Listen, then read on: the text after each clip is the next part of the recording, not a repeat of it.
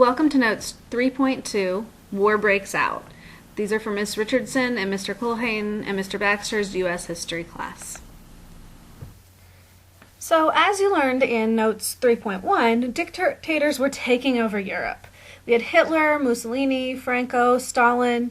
We had all of these men controlling different countries within Europe. So Hitler controlled Germany, Mussolini controlled Italy.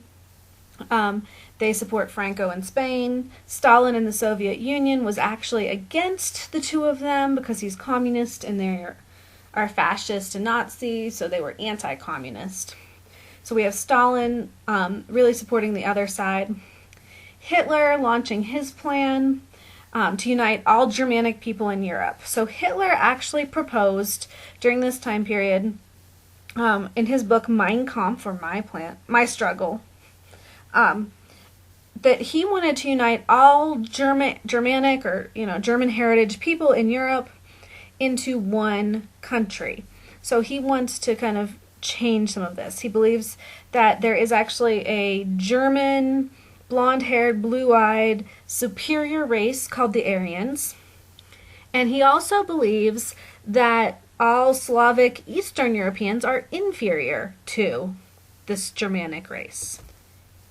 Hitler also blames the Jews for basically all of the Germanic people's problems and many of the world's problems. So a lot of the economic issues that they were looking at during this time period in Germany, Hitler starts blaming on the Jews and some of these other minority groups. Jews, Gypsies, Eastern Europeans. He blames them for a lot of the economic and social problems during the time period, and that helps him control and helps him gain more power.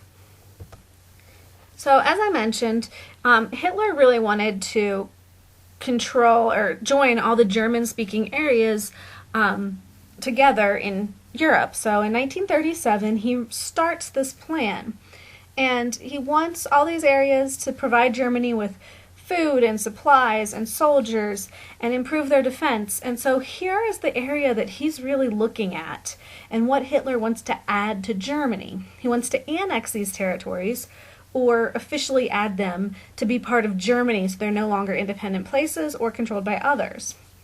So he starts this with Austria and adds them to Germany. So you can see Austria there in the orange. He wants to add Austria, parts of Austria. Then he wants to add the Sudetenland in Czechoslovakia. So you can see that kind of around Czechoslovakia. See the yellow Czechoslovakia and the orange around it. That would be the Sudetenland. So in the Sudetenland in Czechoslovakia, they resisted, and they had their allies get involved to help them, protect them against Germany. And so those allies would include France, the Soviet Union, and Great Britain. So Germany and these allies come and meet together. So Hitler has already taken over some areas with little resistance, and it's really a violation of the Treaty of Versailles, the treaty that ended World War I. But everybody's like, well, we have our own problems, we're not going to worry about that. So now they've been asked to intervene. So they meet in Munich in 1938 and decide the fate of Czechoslovakia. So at the Munich conference, Germany, Great Britain, and Italy and France meet, and they decide what will happen with Czechoslovakia. And in this time, they make the Munich Pact. And basically what that is they agree, these other countries, France and Britain, agree to allow Hitler to take the Sudetenland in order to appease him and avoid war. So they want to avoid war and keep Hitler happy, and so they give in to his demands. So Europe is as World War weary as the U.S. is, and really wants to be isolationist, but they can't because it's in their country or in their continent. So they give in to Hitler to avoid a war. And Neville Chamberlain, as you can see here, see appeasement. Neville Chamberlain, he actually is Britain's prime minister, and he claims that they had reached a peace with honor. So they appeased Hitler. See the peas, letting you do what you want.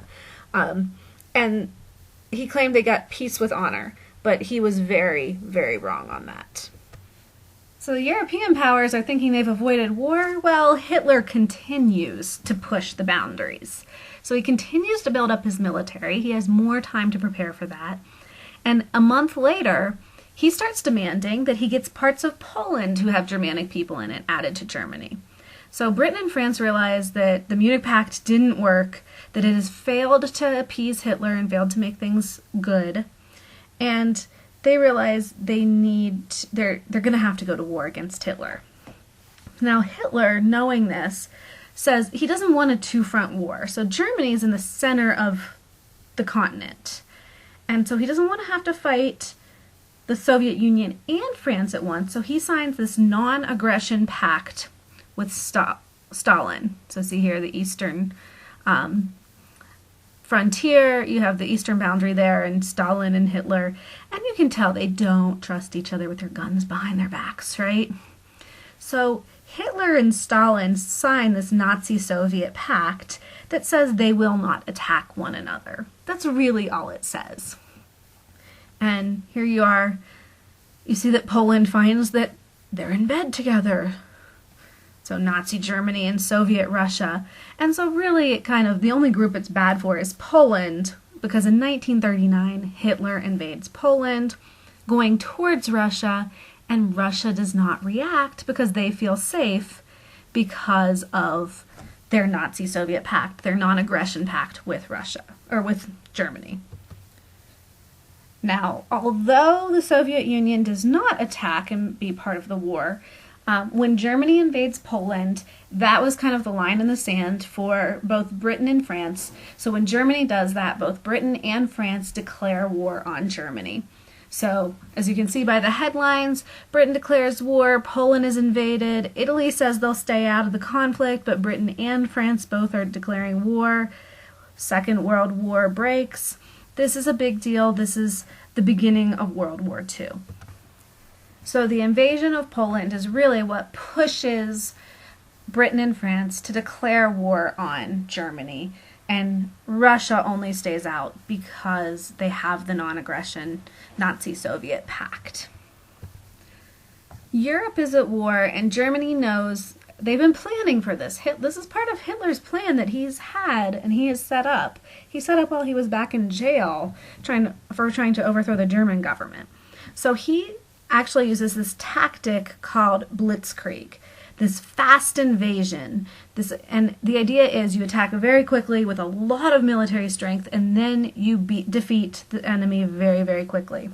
So Hitler uses this against Poland, and he's very successful. So then he can turn all of his attention to France and trying to attack France and defeat them.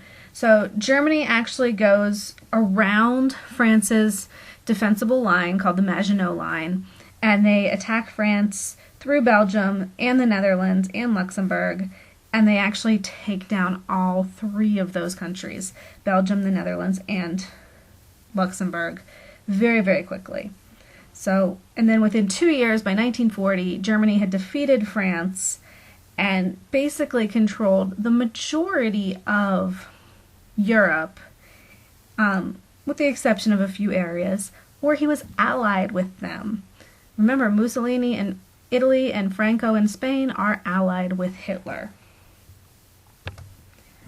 So Britain refuses to back down. So Britain is one of the only allies not in a non-aggression pact with Germany and willing to fight them. So Britain has the English Channel, which really is protective of them. And we see the Battle of Britain start up. So Winston Churchill, the Prime Minister of Great Britain, says that the British will not back down. And so it actually becomes a battle of planes and bombings. And so London is getting bombed, Britain is being bombed, and Churchill, you can see him here with his cigar, he tries to get the people of Britain to stand up to Hitler. And you've seen the sign now, keep calm and carry on. This actually comes from World War II Britain. This was a sign, as you're being bombed, your homes are being bombed. It was for Londoners and other British people. Say, keep calm, we know things are bad, but carry on. Keep doing what you're doing. We're going to defeat the Germans. So it's actually British propaganda from World War II that has now been used for all kinds of other purposes. So the British were really alone in this war because even America was staying out of it. In 1939, we have another Neutrality Act passed. I believe I mentioned this in the last set of notes. The Neutrality Act of 1939, which allows the U.S. to sell military arms to nations at war, but only on a cash and carry basis. So you pay cash, you transport them yourselves. Roosevelt officially declares America's neutrality. So we say we will be neutral. We will not get involved in this. A little bit later on, after the Neutrality Act of 1939, later 1939-1940, Roosevelt also made this deal called the Destroyers for Bases deal, and that's what you see some headlines here for. And this deal with Britain basically has the U.S. trading destroyers, military ships, for land around the world where we could build bases later on. So it's British-controlled areas. The British will give us that land later. We can build military bases. They get the ships now. So kind of getting around that cash and carry idea. So while America is neutral, we've chosen a side. So we're kind of neutral and kind of staying out of the war. But we've really sided with Great Britain against Germany. And then things are happening in Asia. So while we have this going on in Europe, in the 1930s, Japan had invaded China. And by 1941, they controlled most of the Chinese coast. And so Japan is taking over different parts of Asia and really starting to control them. So we see this happening. They're building a Japanese empire. They're practicing imperialism. And they're targeting other Pacific and Asian areas to build this to get themselves resources. Because Japan is a tiny little island or series of islands with very few natural resources. So they have to expand to get them somewhere else. So if you look at this map here, you can see the shaded areas that Japan had kind of taken over. And then there's another map coming up where you'll see other areas that Japan took over throughout the time. So here we go, Japan. And by 1942, the areas that are purple, yellow, pink, red, all of those areas have been controlled by Japan. So you can tell they're really expanding during this time period. The earliest areas are the pink areas of Manchuria in China.